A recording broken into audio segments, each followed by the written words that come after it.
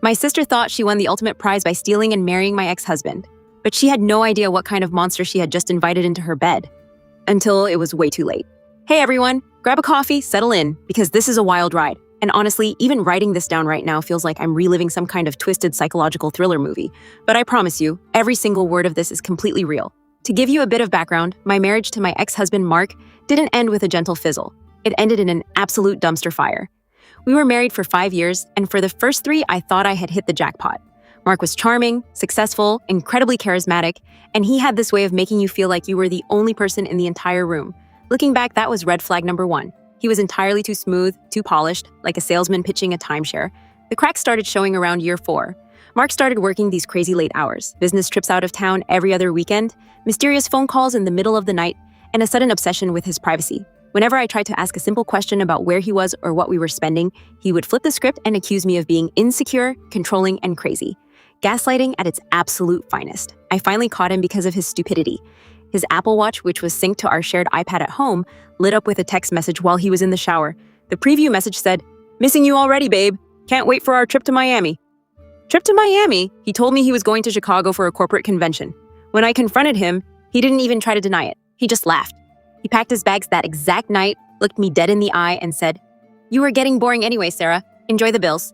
And just like that, he walked out of my life, leaving me with a mountain of debt he had secretly accumulated behind my back and a shattered sense of self-worth. It took me 2 years of intense therapy, working 60 hours a week, and crying into my pillow just to feel like a human being again. Enter my younger sister, Jessica. Jessica and I had never been particularly close, mostly because she was the golden child of the family, the one who could do no wrong in our parents' eyes. While I was busting my tail off trying to rebuild my life from scratch, Jessica was living her best carefree life. When Mark and I got divorced, Jessica was actually the one who acted super sympathetic at first. She came over with wine, listened to me vent, and called Mark every name in the book. "How could he do that to you?" she would say, hugging me tightly. "He's a monster, Sarah. You deserve so much better." Or so I thought. About a year after the divorce, things started getting weird. Jessica started hanging out with Mark's crowd. At first, she claimed it was just a coincidence. She ran into one of Mark's friends at a local coffee shop, and one thing led to another. Then she started defending him. Every time his name came up, she'd roll her eyes and say, "You know, Sarah, maybe you were a little too hard on him. He's actually a really misunderstood guy once you get past the surface." My stomach dropped the first time she said that.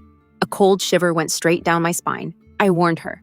I sat her down and told her explicitly, "Jessica, Mark is a pathological liar. He is manipulative, deceitful, and he will ruin your life. Stay away from him." You want to know what her response was? She scoffed, crossed her arms, and said, "Oh, please, you're just bitter because he left you and couldn't handle your baggage. He treats me like a queen."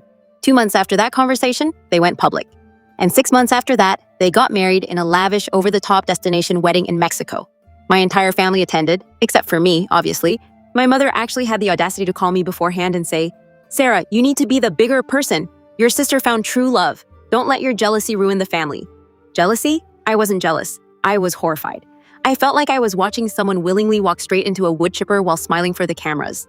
They posted pictures all over social media, matching outfits, champagne toasts, captions talking about soulmates and destiny. Jessica was living on cloud 9, gloating to everyone about how she had tamed the beast and how Mark was the most loyal romantic man on the planet. For a long time, I cut them completely out of my life. I blocked both of them on every platform, blocked my mother, and focused entirely on my peace. I figured, let them have each other. Let them deal with the toxic waste they created. Fast forward to about 3 weeks ago.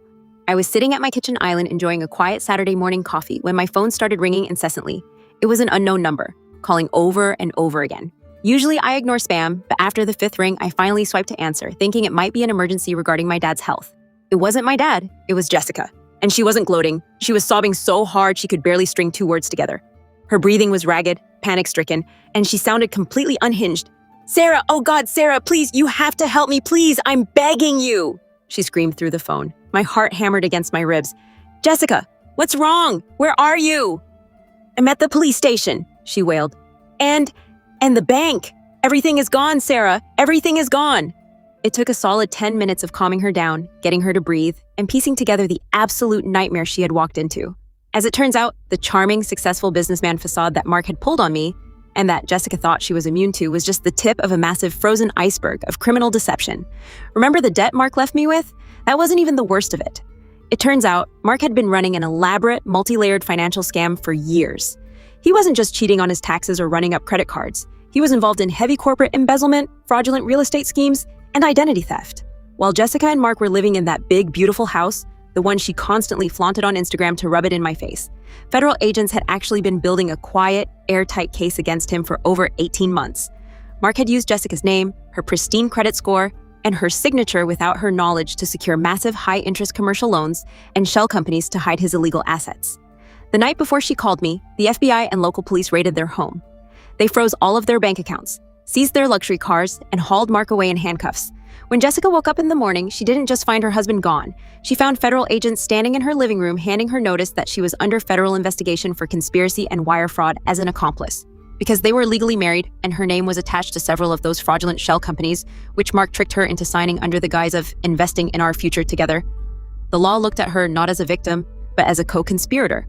Her bank accounts were wiped down to negative balances. Her credit score, which was once an 800, was completely nuked overnight. She was facing potential prison time, massive civil lawsuits from victims Mark had defrauded, and total financial ruin. And the absolute kicker? When the police searched Mark's phone and interrogated his inner circle, they found out that Mark had another secret apartment across town, funded by money he had stashed away, where he was seeing yet another woman the entire time he and Jessica were married. He didn't love Jessica. He never loved anyone. She was just a convenient shield, a fresh Mark with a clean credit score who was arrogant enough to think she was smarter than his first wife. "He lied to me, Sarah," Jessica sobbed into the phone, her voice cracking with pure despair. "He told me you were just crazy. He told me everything he did before was because of you, but I found his hidden files. He was doing the exact same things to me. He used me. He ruined my life. I have nowhere to go, my accounts are frozen, and everyone hates me." There was a long, heavy silence on the line. I stood there in my quiet kitchen, holding my coffee mug, thinking about all the times she mocked me, all the times my family told me I was bitter, and all the tears I cried while she laughed it up in Mexico with my stolen life. Do you know what I felt? Not joy, not even anger anymore. Just a profound, chilling sense of poetic justice.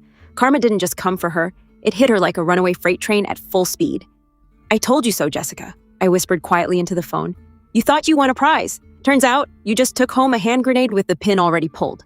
Before she could beg me to let her stay at my place or ask me to pay for her lawyer, I hung up the phone. I blocked that number too. As far as I know, she's currently crashing on a friend's couch, scrambling to find a public defender, while her friends, the same ones who called me jealous, have all mysteriously vanished from her life. So yeah, if you ever think about stealing someone's leftovers, just remember, sometimes the trash takes itself out, but other times it blows up right in your face. If this crazy story blew your mind as much as it blew mine, make sure to hit that like button, drop a comment down below letting me know what you would have done in my shoes, and hit subscribe with notifications turned on so you never miss another wild Reddit story. Thanks for hanging out, and I'll catch you in the next one. Next story. My best friend spent years trying to sabotage my engagement, only to marry my ex-fiancé and realize he wasn't the perfect catch she thought he was. For 3 years, my best friend Chloe was always the third wheel in my relationship with my then-fiancé David. She was constantly dropping little comments, "Are you sure he's the one?" or "He seems so stressed when he's with you." At the time, I thought she was just being a protective friend. I was wrong. 2 weeks before our wedding, David called it off, saying he wasn't ready for commitment. I was devastated, but the real shock came 3 months later when I saw pictures of David and Chloe on a romantic vacation. They had been seeing each other behind my back for months, and Chloe had been the one whispering poison in his ear to make him leave me. I was heartbroken, but I kept my distance and let them have their happily ever after. Well, 6 months into their marriage, I got a random message from Chloe. She wasn't bragging this time, she was crying. It turns out, David wasn't the high-flying successful consultant he claimed to be. He had been living off credit cards and gambling away every cent he could get his hands on. Within a year of their marriage, they lost the house, the cars, and Chloe found herself drowning in David's secret gambling debts. To make it worse, she found out he was still using the same manipulative tactics on her that he used on me. She finally realized that the perfect guy she stole from me was actually a complete disaster. She reached out, wanting me to understand and forgive her, but I just sent her a simple text. "You fought so hard to steal the prize, I think it's only fair you keep it." I blocked her, and honestly, it's the best peace of mind I've ever had. Karma always collects its debts. If you enjoyed this quick dose of karma, hit that like button, subscribe for more, and tell me in the comments, would you ever forgive a friend like this? See you in the next one.